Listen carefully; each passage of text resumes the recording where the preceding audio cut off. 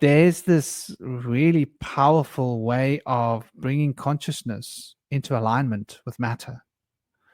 And it has a lot to do with mantra, has a lot to do with affirmation. To realize that we can start a program running in our consciousness that we can keep. This is an interesting concept. So you can start a mantra running in your consciousness, right? And when you finish your meditation, you can see it running there, still working. You can hear it inside, see it. And you can allow that to become a wheel that's turning and allow your consciousness to rest within that. And that sort of gives us a perspective of time and space. Sort of, it changes the way time flows. It's something to play with for those of you that are interested. Like, to get that pattern running in the consciousness, it's like a rhythm. This is a very shamanic thing. I didn't even know it had to do with shamanism as a child. I just did it. It's the same as like when I was young, like when I was like 10, it bugged me that I wasn't ambidextrous. I was like, damn, that's not right. So I worked hard to become ambidextrous. So we can work to become ambidextrous, and then our ability to use emotional intelligence and rational intelligence become harmonized. And so we can then think out of the box, truly think out of the box. And there are all these little things that we don't do. I think the key problem when it comes to both activism and that aspect of the activist within us and that aspect of the mystic within us is patterns of conditioning. Like, this is obviously to do with the crystallization of the shadow. What are your thoughts, Indy, with these patterns and these cycles that we get stuck in, habituality? Yeah, we get stuck in these habits a lot of times, and it's hard to fight our little habits because, we become familiar with them. And that's part of like fighting the ego and fighting the dragon. We become creatures of habit, and we stay in our comfort zones. And sometimes those comfort zones can become really toxic, but we kind of cling to them. And we sometimes it's not just because we're familiar; it's because we seek that out. We sometimes will subconsciously might seek a situation that puts us in a bad place, and it might be from bad programming. There's a few different ways that you can get there. If you were with somebody that, as your caregiver, like didn't have time for you, or didn't give you the attention you needed, or never gave you praise and gave you attention or praise based on your service that you had done only. You might, be in a place where you're waiting for somebody to pat you on the back in life or something, but subconsciously you put yourself in a bad place, or go in a bad cycle. But we can get ourselves out of those things if we really want to. And sometimes that's why it takes till we hit rock bottom that we start to begin that climb back, to start climbing up and get out of that situation and overcome those cycles that are bringing us down in a downward spiral. It's possible to turn that around, and it takes a lot of courage and motivation and a support network to do it. But it's always possible to start that journey, reach out.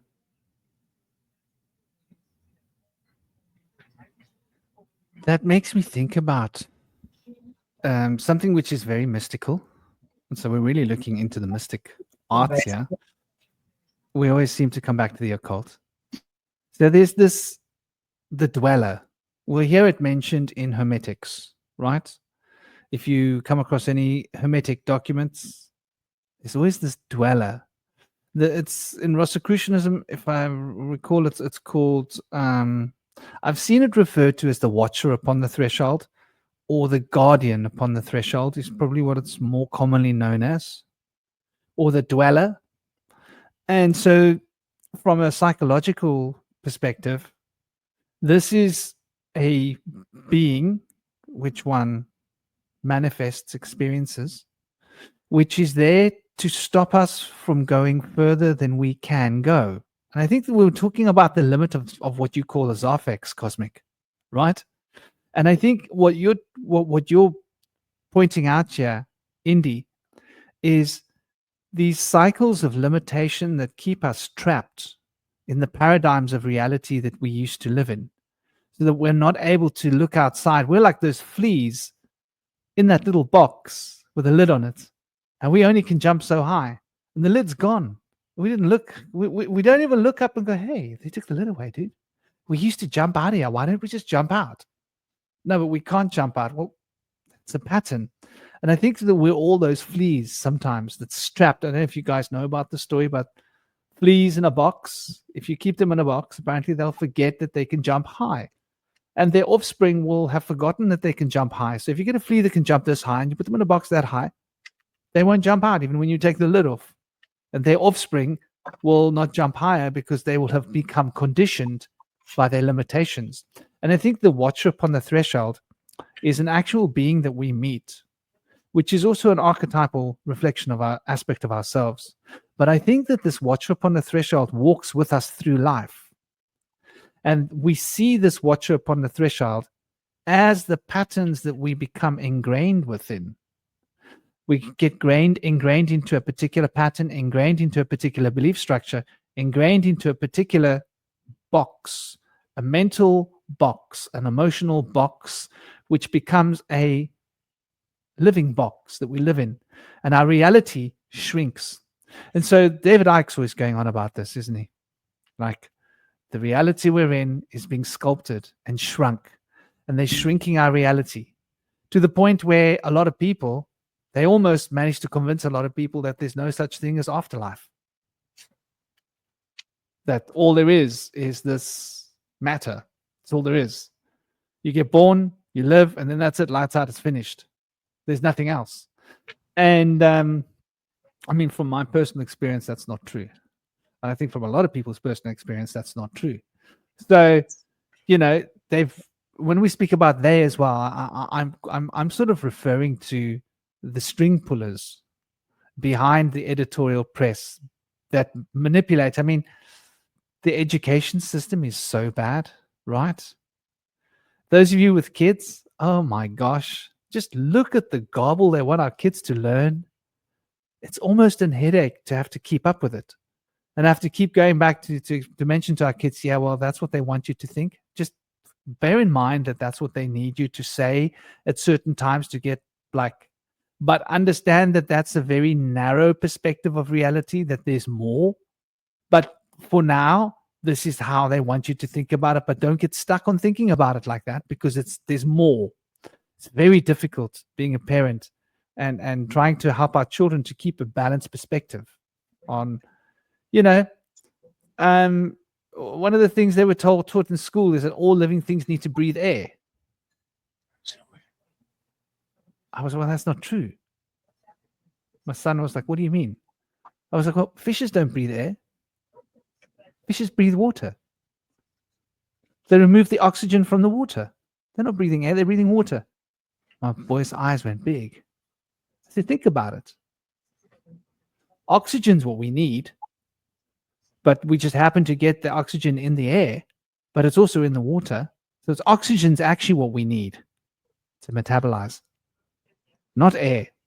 But air is where we extract our oxygen. But there are some creatures that don't breathe air.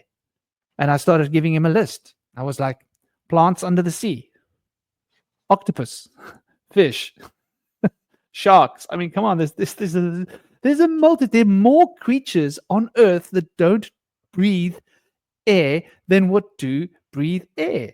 We're a minority. I was explaining this to my 8-year-old. His eyes were getting big. But for now, we're not saying your teacher's wrong, because from what we can experience in our small, limited reality, everybody needs to breathe air. But when we go outside of this box that we're living in and we think bigger, we realize that we're a very small box in a bigger box. And in a bigger box, other creatures don't need to. And now we haven't even broached the concept of whether rocks are alive. I believe rocks are alive. I take the idea of panpsychism to the level that every single aspect of your reality is living. So rocks have got a life of their own. crystals have a life of their own. There are different orders of life that don't correspond to our rules and perspectives of life, but they've got a life of their own.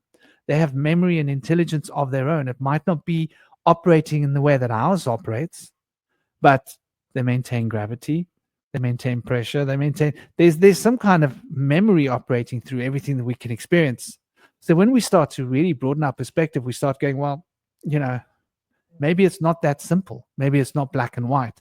And I think that this notion of the activist looking for a simple answer, yes or no, are they trying to turn us all into activists?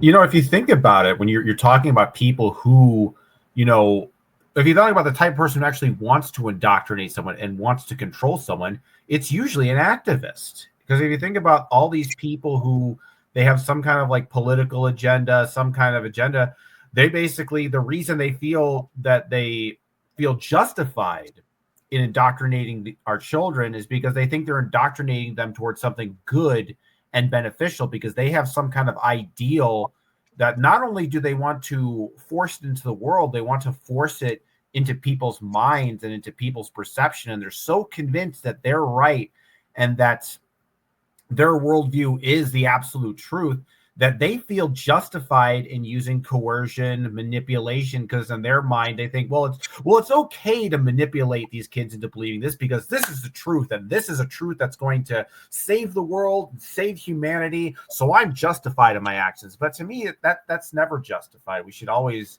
respect the sort of the sanctity of one's mind and their ability to choose and determine their own reality for themselves. So I think that's the other thing about the activists is that, whatever our perception of reality is and whatever our universe is, we have to, at least on some level, recognize that other people have different perceptions of the universe and respect that, because to the sense that is their world and that is their way of being. I think we really only need to step in and say something is when, those, worldviews become dominant. Because the way I see it is we all have our own dream universe. We all have our own universe we live in, our perception of reality, what makes sense to us, what makes no sense. And largely that universe we create is something that's in equilibrium to who we are and what our spirit is. And once we kind of have that developed, we don't really feel the need to control other people's universes. But some people, that's not good enough. It's not just that this is my universe. I want everyone to believe in my universe, and I want to be king of the universe. I want to be God because I have everything figured out. And to some extent, we all have that temptation.